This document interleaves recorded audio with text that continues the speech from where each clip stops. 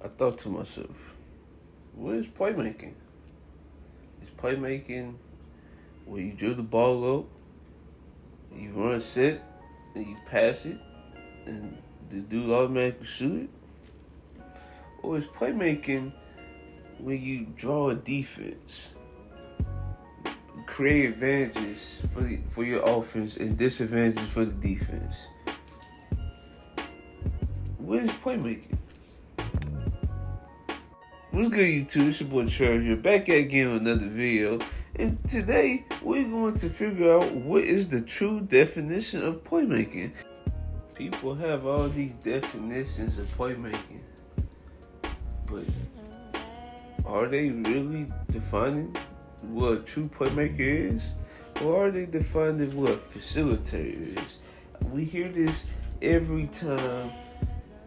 Oh, if you're not a true PG, you're not a point guard. Like, people address that all the time. You do not need to be let's get into a set point guard. You could be a scoring point guard. There was point guards in the 60s and 70s that were scoring point guards. People need to understand everybody's not the same. You see this clip, right? Me going outside, doing the ball. Now look at this pass I make. Is this what a playmaker is? How you feel? You think people like Giannis are playmakers? LeBron? Steph? Or they gotta do this. Gotta drill the ball, pick up their dribble, and pass it. Is that playmaking? Huh? I know you all seen it. People say Draymond is the real playmaker of the Warriors. And you think to yourself, what? How can Draymond Green be the playmaker of the Warriors if the offense is really relying on Steph Curry gravity? It is. That is playmaking. What Draymond is doing is setting up the offense to get Steph Curry open. That's what we call facilitate. We often get confused. Facilitator and playmaker. What are the differences? All the time, a playmaker is defined as a person who can create for himself, create for others, create advantages for their offense, and create disadvantages for their defense. A facilitator is where a person sets up their offense, not really supposed to create for others, for themselves, and most of the time they are creating for others. So, I want you to think to yourself again. What is playmaking? This may be a hot take for some, but for the majority, John Stockton wasn't a great playmaker. Let's just get that out the way. He wasn't a great playmaker. Was he a great passer and facilitator? Yes. No one can deny that. He's one of the greatest PGs of all time. Nobody can take that away from him. Legally in a sense, legally and still, no one can take that away from him. But when you have people back then that watched John Stockton play and consider him a playmaker, you just give him the side eye, because John Stockton's job was just to pass. If you look at these clips, they run their side pick and roll. Everybody clear to one side. They run the pick and roll with, he either run with Karl Malone or the big man. Or the big man name, Oyster Tag, whatever his name was, Brian or Greg Foster. You see that. Is John Stockton creating that advantage? Is John Stockton penetrating the lanes to get that advantage? Or is Karl Malone coming off the split cut,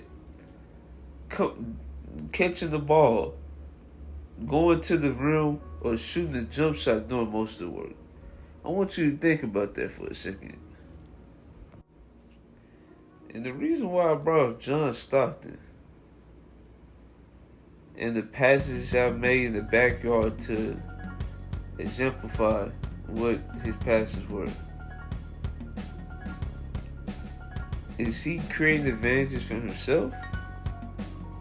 Or is he creating advantages for others only? You look to today, you see a player like Lonzo Ball who shoot the ball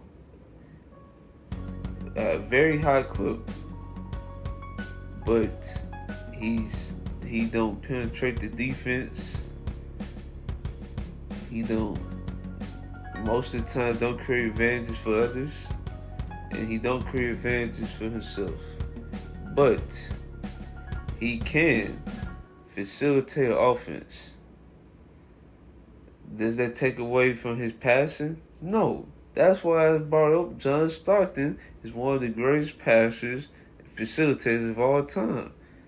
That don't take that away. You see players like Lonzo Ball doing it just fine. And guess what? He's a very productive player now. The only thing he had to fix was his jump shot. And his jump shot came right along as soon as he went to New Orleans.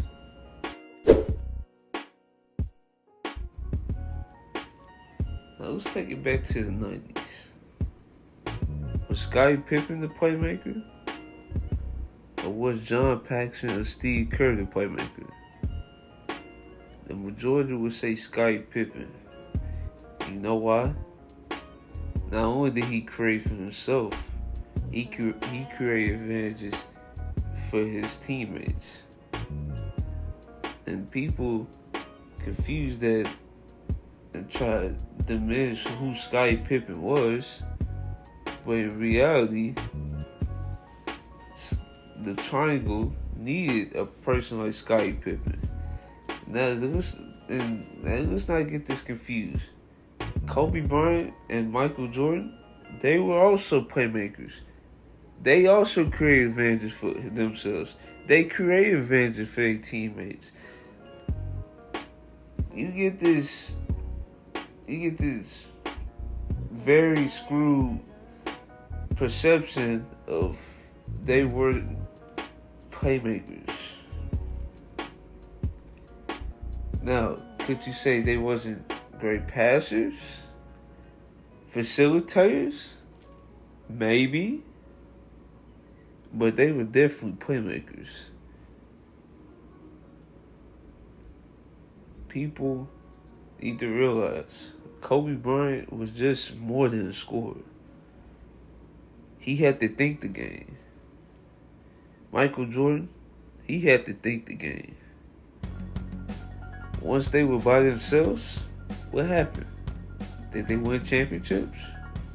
Did they go deep in the playoffs? No. They needed that right coach, the right mindset, the right philosophy, the right structure to win championships. They couldn't win on straight athleticism and scoring, and volume scoring. That couldn't work. If they couldn't trust their teammates, they would not win anything.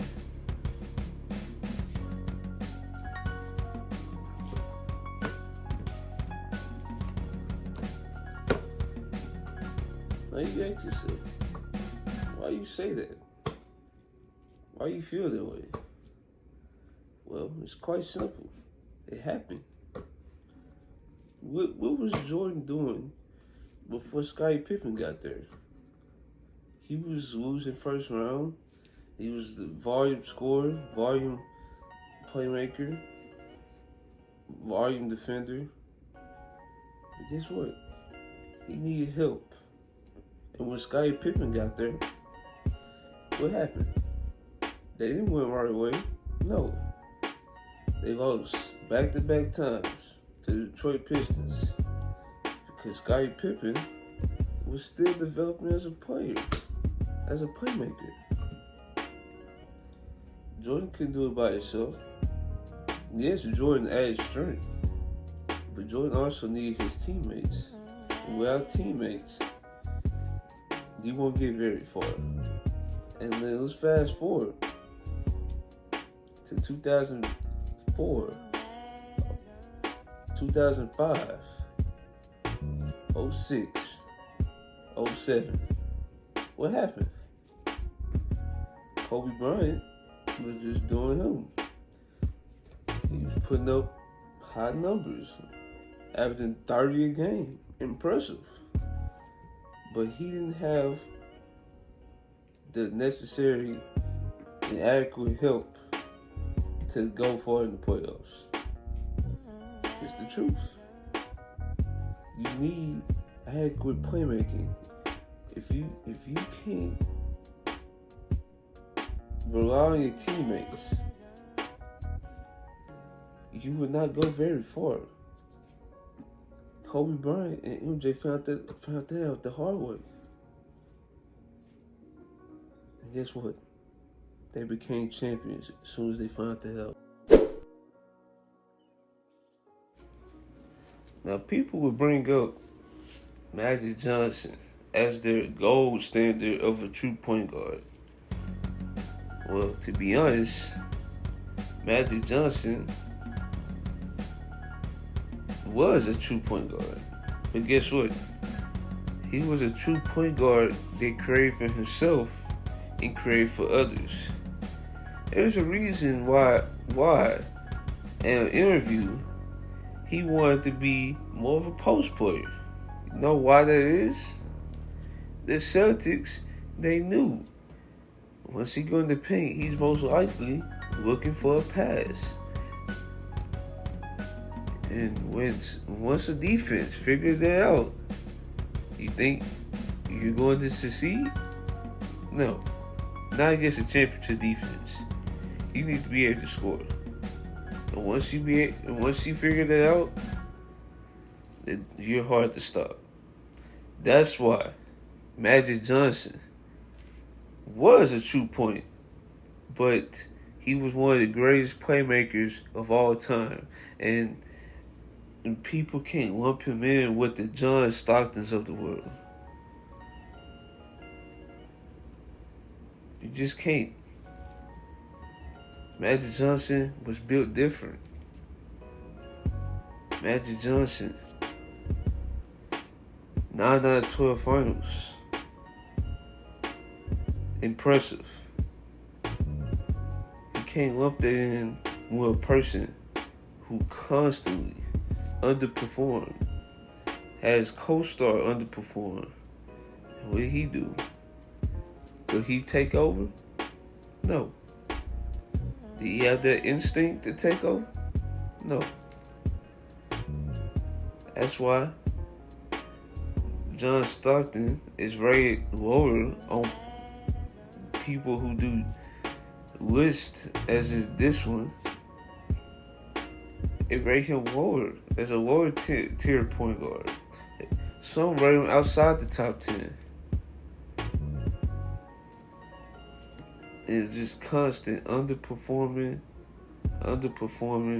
And when they broke through in 97 and 98, what happened? Why they didn't win? Why it took them so long and so deep in their careers to get to that point? Why? They had all the talent in the world. In the 80s, they had one of the best rim protectors in the world. In the 90s, they got more efficient. They developed. Why they couldn't go to the deep one? They had a Hall of Fame head coach. Something's not adding up.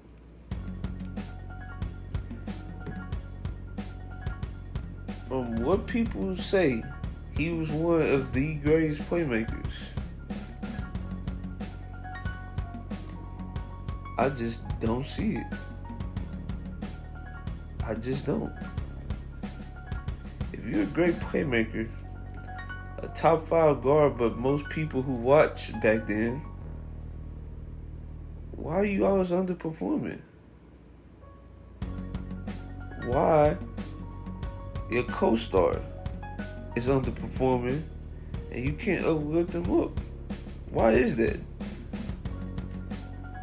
You couldn't create advantages for yourself? Once the structure got keyed in on, you couldn't create for yourself?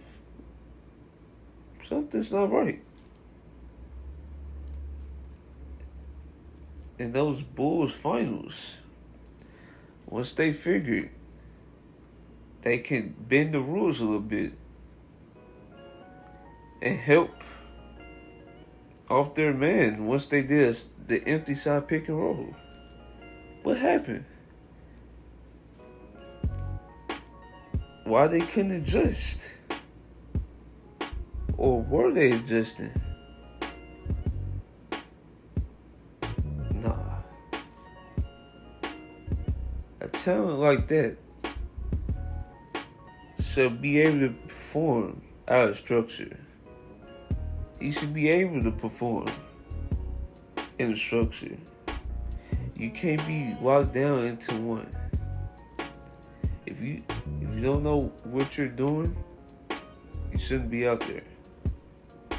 I hope they can distinguish facilitating passing versus playmaking. I hope so. Because even the great scorers were playmakers. Playmakers is not limited to the point guard position. Anybody can playmake. The great scorers had to learn to playmake to win championships. I hope people can now actually realize the difference. And I hope I did a good job at explaining. Let me know in the comments. Like, share, subscribe. And I'm Churro. I don't know.